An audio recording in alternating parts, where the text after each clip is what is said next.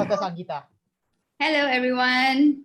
First of all, thanks for being here today. It's a pleasure to have all of you. And again, thank you to Sri all the way from Jakarta, Indonesia. And thank you, Dr. Kong, all the way from Penang. And not forgetting our little sister, PY, Junior Engineers, right? So I'm Sangeeta from Emerging Journey Asia. So my tagline is always your mental health advocate. All right. So a little bit about myself is last year, I've organized Malaysia's first mental health experiential conference for working adults.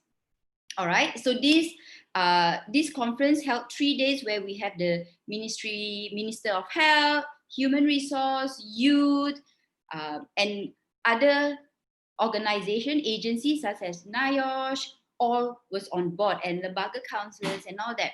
Why is this important? Why mental health is important? Is because we all need and we all will go through or might go through mental health challenges. Okay, and that is why when we talk about mental health, normally it's difficult for people to absorb because they associate mental health means going crazy.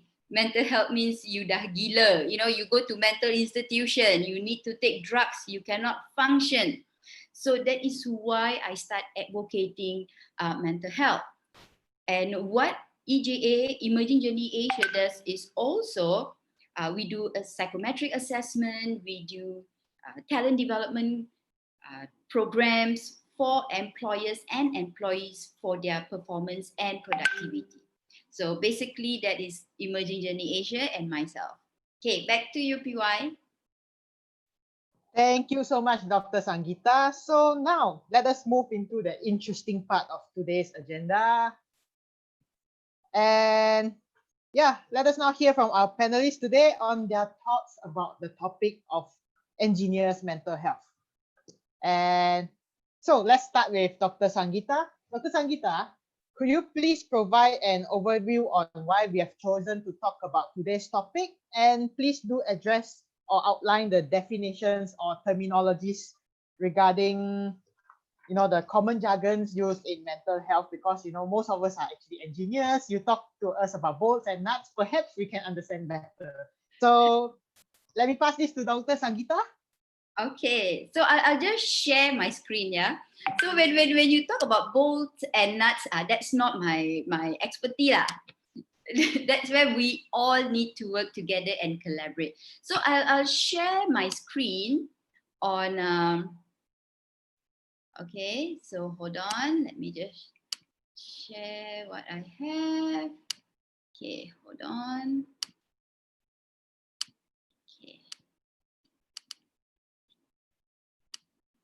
Okay, can all of you see my screen right now? Yes. Yes, we could see it. Yes, I can. Yes. All right. Okay. So I would like to know from the rest of you, what does mental health mean to you? Can we ask Dr. Kong and Sri, based on your understanding? Very simplistically for me, it's just basic happiness and the state of mind that allows an engineer or research scientist to carry on doing what they are doing in their best, basically. Right? So an unhappy person coming to work will be less productive, and may also cause other people to be unhappy. Right? Okay. So, yeah, that's my very simplistic engineer scientist approach to mental health. So my main job is to make sure people are generally okay, happy at work. Right? Okay, thanks, Dr. Kong. Sri? Yeah. I think I have a brief, what we call it, a brief definition of the mental health. Means that this is a condition of person which is related to psychological and what we call that, emotional well-being, something like that. Yeah. So yeah, I mean, like what Dr. Kong mentioned, it's about the happiness, stress, and any which is related to our psychology. Okay. All right. Yeah. Now, thank you. You see, when we talk to people, we get perspective about their views on mental health, right? And the way we view mental health, we are all different. We view it differently. Therefore, we process information differently. So if you look at generally mental health, and what both of you saying is correct, all right? So mental health is actually a state where someone are able to function. Okay, so they are able to function in terms of their emotion, in terms of their behavior, you know, and they are able to do things. For example, you are able to wake up in the morning, brush your teeth, have your breakfast, or go to office or start your work. These are, you know, normal function, and you are happy. You can articulate your emotion. You know what to do next. You don't get easily angry, right? So you are functioning at a level where everything is at the momentum. Okay. The moment someone unable to function at a satisfactory level, for example, right, when things are going into their mind, too many things are in their mind, sometimes they feel like they just don't want to wake up. Or sometimes, you know, they might forget things. All right. So these are a sign or signal that you need to look at your emotional well-being and also how you react and behave with others. All right. Then we talk about mental illness. Mental illness is when you are unable to function at your satisfactory level.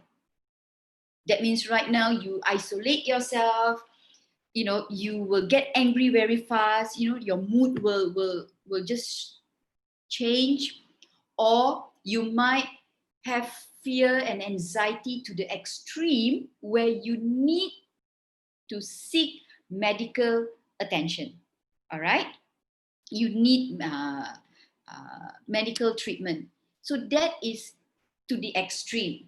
So what I'm sharing right now and why this whole talk today is to create the awareness. Not everyone need to go to to see a doctor on mental health, but there are difference in terms of who can I go out to, who can I seek out. And earlier, Dr. Kon, when we had the conversation, you mentioned, you know, peers and friends, you know, and family, which is a good thing, right?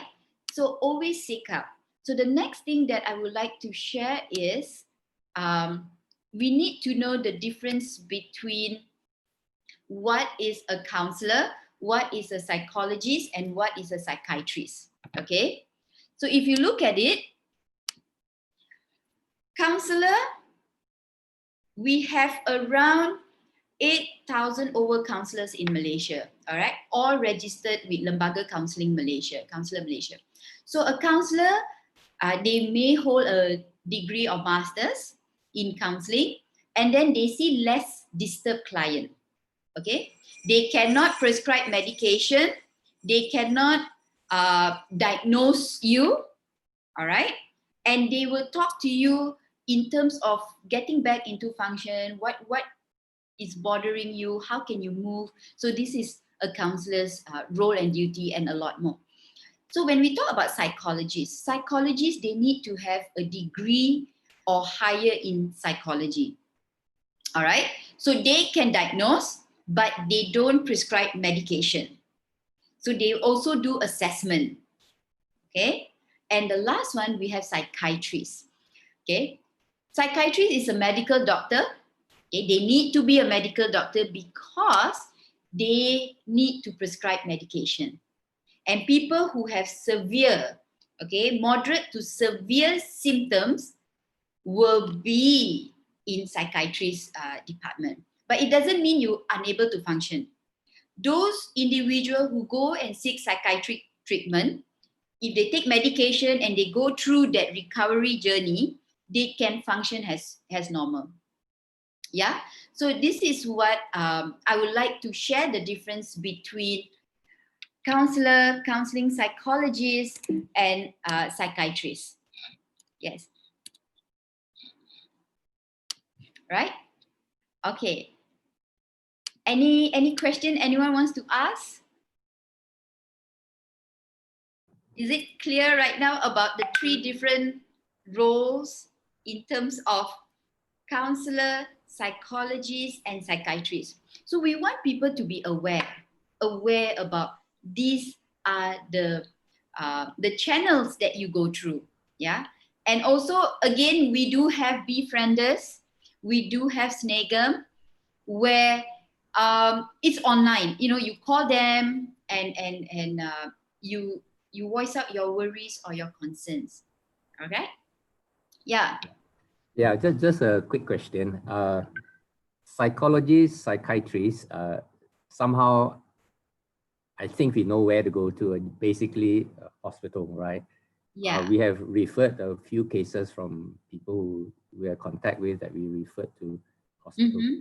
But counselors, we don't hear much about counselors. Where are they? Are they in hospitals? Are they in agencies? What, where? Okay. Yeah. All right. So like myself, I'm a licensed counselor with Lembaga Counselor Malaysia, a body under the Kementerian Wanita dan Masyarakat. Okay. And counselors, they can be everywhere. You can hear them in school counselors. Yeah. You can see them in universities. Okay. We also have counselors in hospitals. All right. And there's a lot of counselors where they are practicing by themselves. Okay. So we have like, if you go to Lembaga Counselors website, you will have the list of counselors there. Okay. And their contact details. And then we have like NGO, like SOS. Then we have mental health association. So we have counselors in those NGOs. I see. So counselors, do they specialize in certain areas? Are they like specialist counselors for engineers, for example, or they go by profession? What are the lines of specialization basically? Okay, there's so many ways. Yeah. It can be occupational counselor, it can be a school counselor, it can be family counseling, it can be special need counseling. There's so many areas to look at it, right? Hi, Dr. Sangeeta. Oh, yeah. sorry.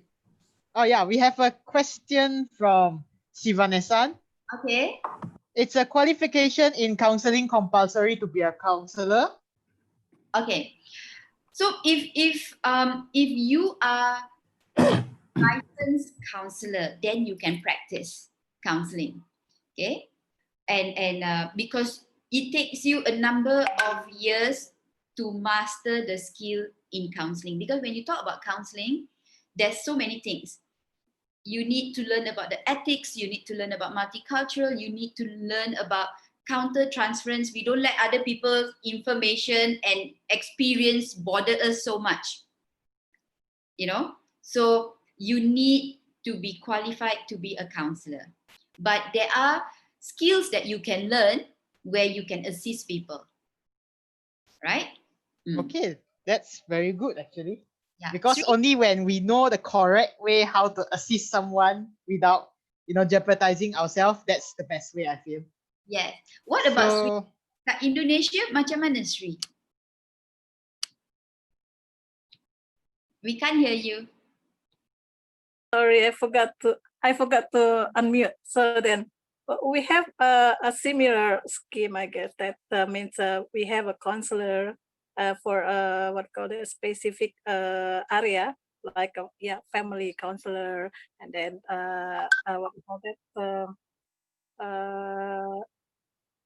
didn't recall the name of them, but they have a specific expertise or the counseling that they are given to the customer. But then we also have what we call it psychologists and psychiatrists and in the hospital. So I think it's similar with Malaysian we have. Okay. Okay, thank you, Sri. And Sri, I understand that you're from Jakarta and currently the Indonesian government is enforcing the pembatasan sosial berskala besar, right? It's also Yes. known as the large-scale social restriction in English, I believe. Yes. And I think it's similar to our movement control order. So could you please share with us how has this affected engineers as a whole or yourself as a project manager? Okay, yes, you're right that we have what they call as a PSPB here, which is pembatasan sosial berskala besar. That it's commenced on the 10th of April, and then it's been extended for about 4 times. So basically, as one term is for 40 days. So the last PSBB basically for Jakarta, yeah, I'm talking about the Jakarta. That's actually yesterday. So I may have to explain because in Indonesia we have for certain province or city we have different type of what we call that different mechanism to avoid the spread of the COVID-19. I mean, a certain city or province like Jakarta, we have a PSBB, and others have a different type of stuff. So let me talk about Jakarta because I live in Jakarta. And yes, and today basically we enter into what they call a transition periods, which is from today to the end of June. That's what the local government has just announced yesterday. So the transition is to see whether we have what we call stability in what we call that there is no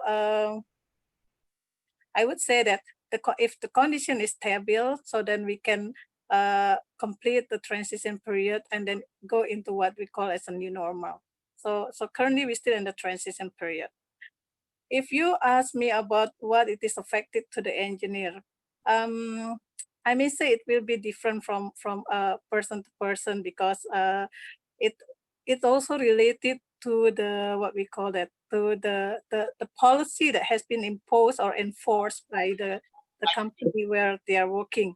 So then, because in Jakarta, a number of company shut down. I mean, it's not, enforce a work from home scheme for their employee, but there's certain company are not doing that. So then they only limited the employees working in the office at a certain time of period. So, but I would say that from what I learned also from what we call that my project team, basically we are okay with the work from home scheme right now because we still have been able to basically communicate every day via different, via social, via teleconference and kind of thing. We're still able to do that, but then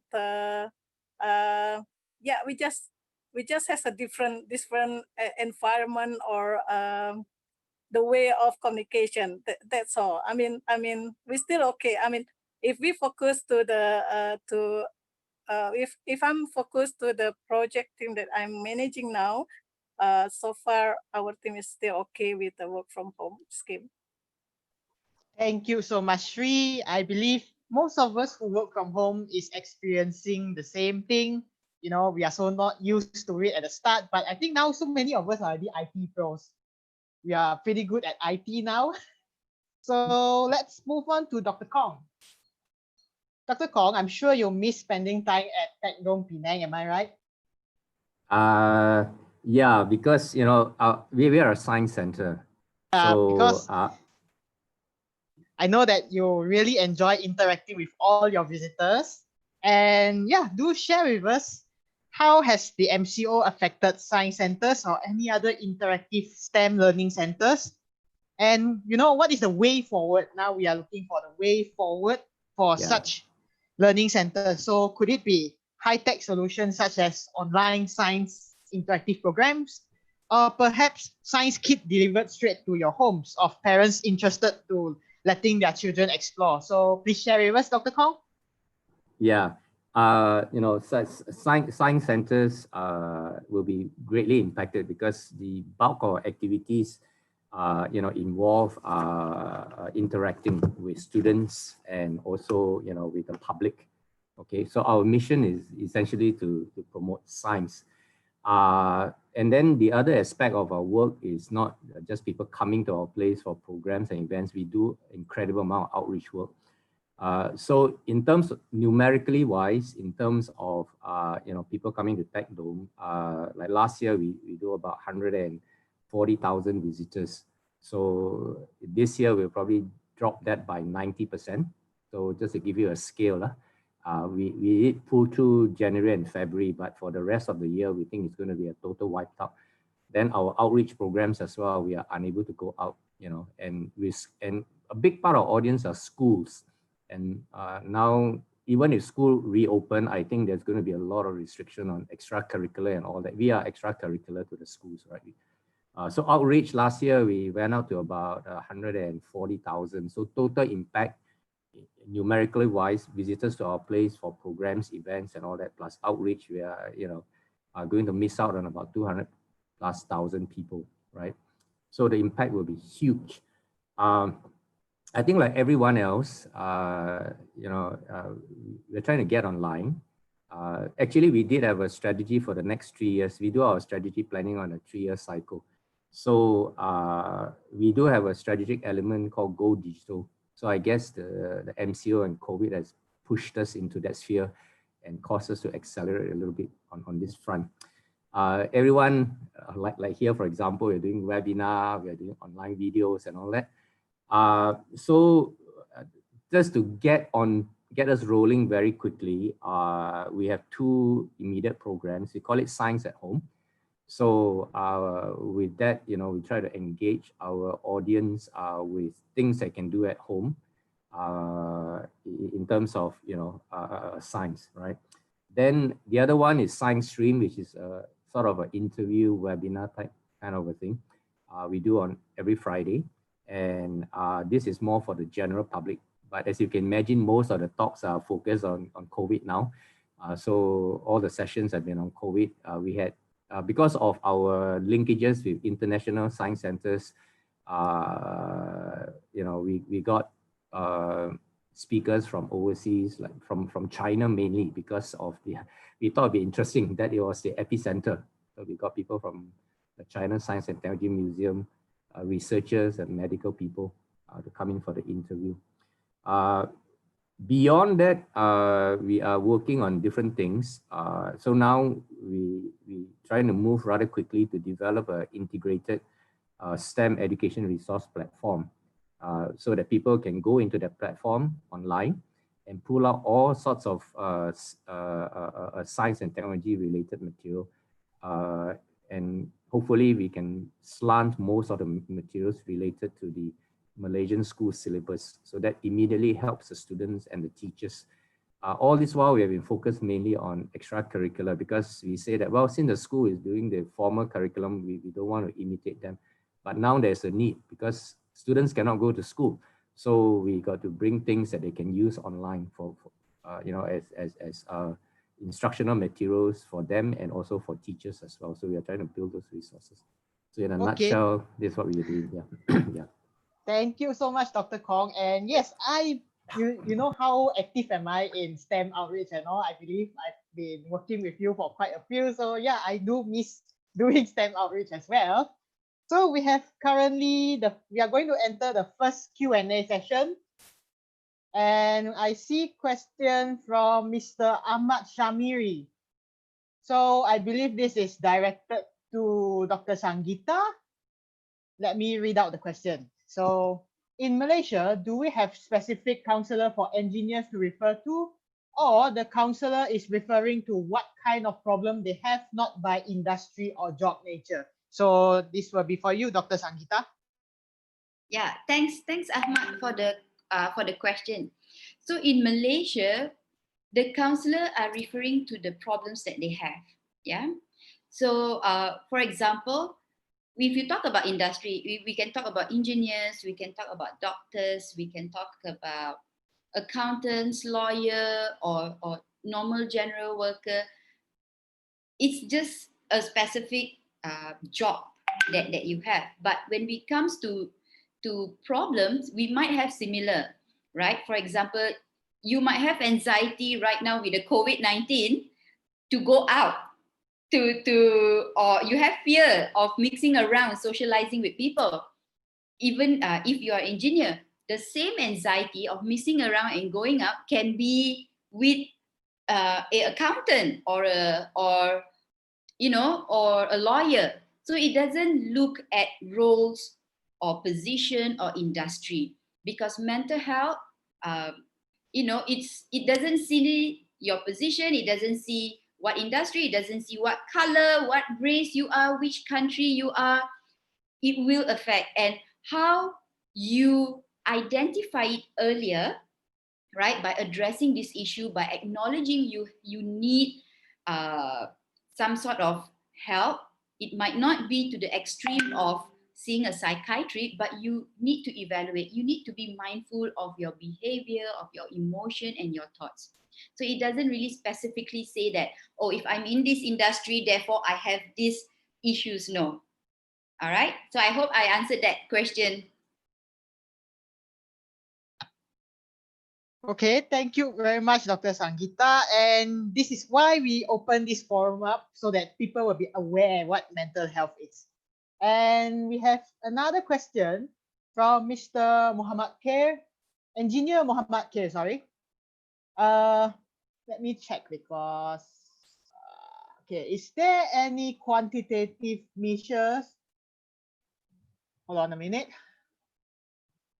Okay, is there any quantitative measure to measure the satisfactory level of mental health, as in, how to determine the satisfactory level?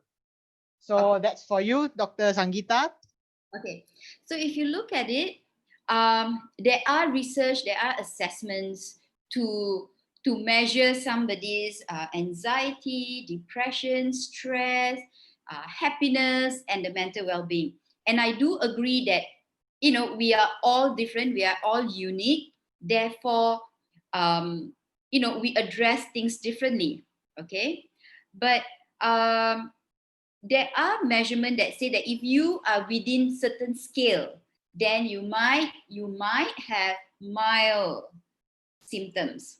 Then within the second scale, then you might develop a moderate symptom. And if you are at the extreme of the spectrum, then that's where it's severe symptom.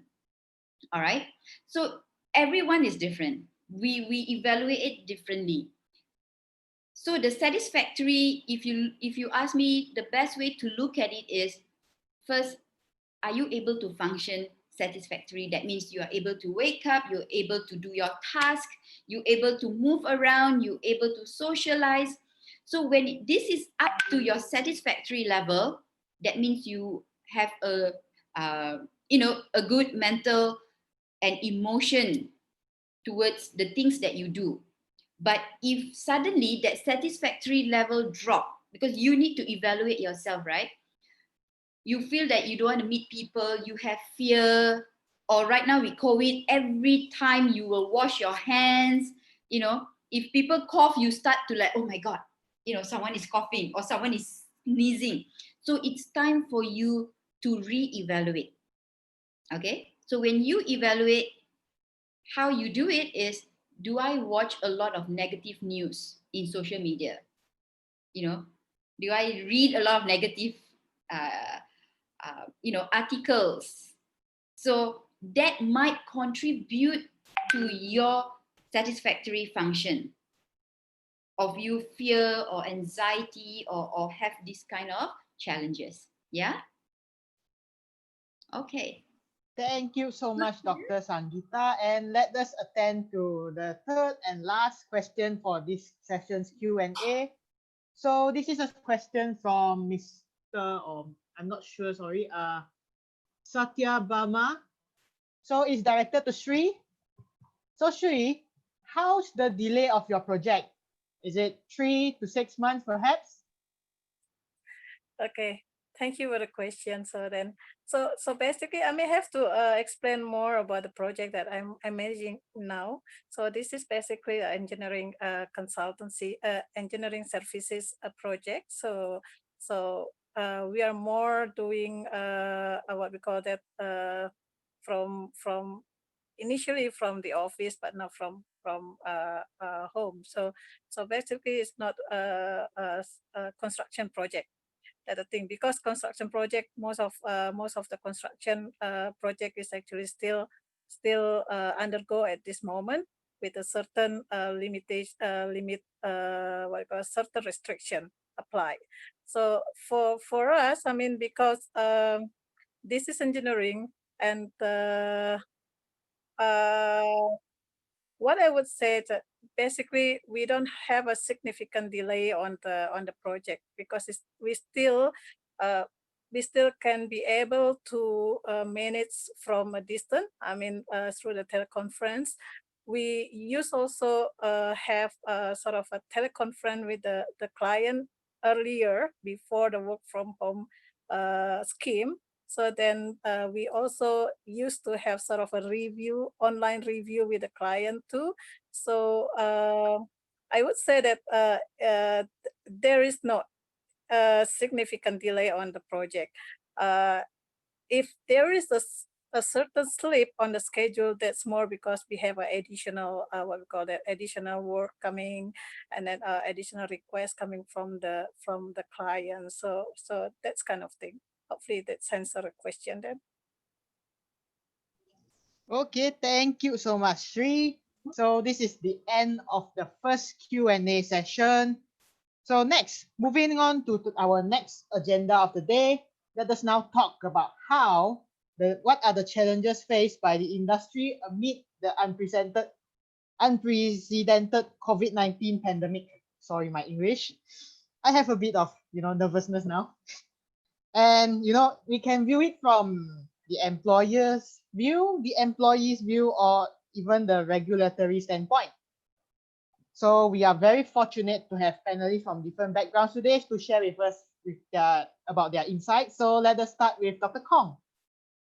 So Dr. Kong, as the CEO of Tech Dome Penang, could you please share with us how has MCO affected the operations of the Science Center in relation to issues such as, like cash flow? I mean, business, of course, we talk about cash flow, and regulations like the SOPs, the health screening, supply chain management, travel restrictions, all this. So Dr. Kong, please share with us. Yeah, as mentioned just now, we are kind of a high touch, high interaction type institution where we engage the public, right? So of course, the MCO, the answer to that is very easy. We just have to stop everything. Nothing goes, right? We just have to shut the door. So no operation. You mentioned cash flow. We are not for profit, but we still need to earn something to keep ourselves afloat, right? And that is very significant. I think we lost like 80%, 85% of our revenue this year. Okay. Of course, that's offset a little bit by not having the usual running costs, but at the same time, we still have to continue to pay salaries. Okay. And so if you look at from a cash flow perspective, that means that we are not able to pay everybody the full salary. So our strategy is that we take care of those who are earning less. So generally, they don't suffer. They practically suffer no salary impact. But then those earning above a certain amount will get a certain pay cut, right? And of course, being the CEO, I'm going to be there, to be seen as sharing their pain. So I myself take 4 months no pay, all right, for this year. Okay, so that's the financial impact. From the ground level, the equipment, you're all engineers, the equipment don't run just like your car. You can't just leave it sitting there. So in spite of the MCO, we need people to go in like once or twice a week just to make sure things are okay.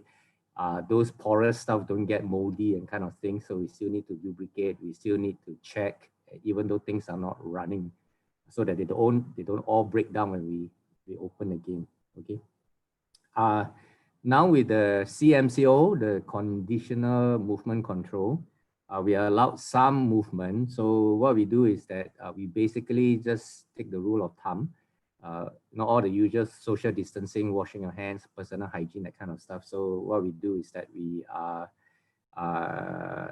stagger the number of people going into work. So all the office spaces, we basically half the number, right? We have various office spaces. So if it takes 4 people, now only 2 people can go at a time. So we kind of like schedule it so that we make sure we don't clash and all that kind of stuff. So basically, this is what's happening on the ground level for us here. Okay, thank you very much for your response, Dr. Kong. So, dear attendees, let me remind you there's a second round of Q&A, so you are welcome to continue putting your questions up in the group chat. And next, we will move on to Sri. So Sri, I understand that you are currently working from home, and working from home means plenty of conference calls.